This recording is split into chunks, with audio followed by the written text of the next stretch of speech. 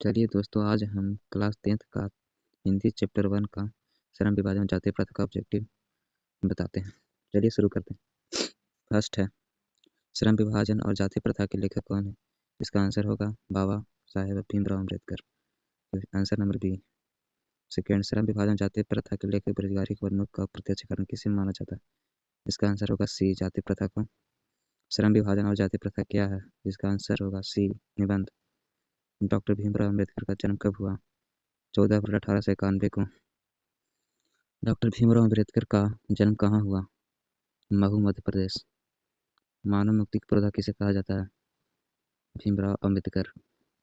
जाति प्रथा स्वाभाविक विभाजन नहीं है, क्यों?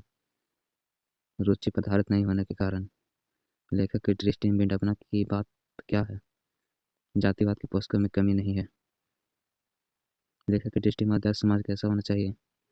जिसमें स्वतंत्रता, समता और भावृत्ता का भाव हो। अम्बेडकर की दृष्टि में भाईचारे के वास्तविक रूप कैसा होना चाहिए? दूध और पानी के मिश्रण की तरह।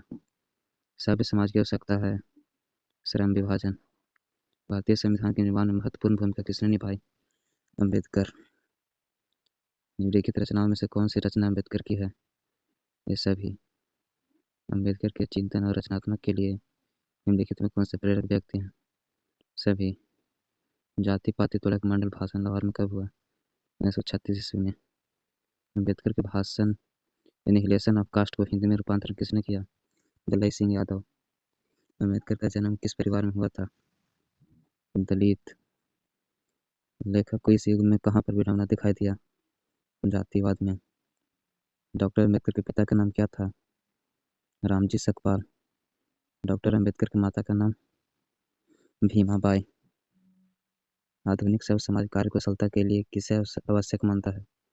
श्रम विभाजन। श्रम विभाजन और जाति प्रथा पाठ बाबा साहेब के किस भाषण से संपादित है? Annihilation of caste. प्राथमिक शिक्षा के प्राप्त करने के बाद अम्बेडकर उच्च शिक्षा प्राप्त करने के लिए कहाँ गए? न्यूयॉर्क। डॉक्टर अम्बेडकर ने पीएचडी की उपाधि कब धारण की? 1916 ईस्वी में। The caste in India their mechanism की रचना किसने की?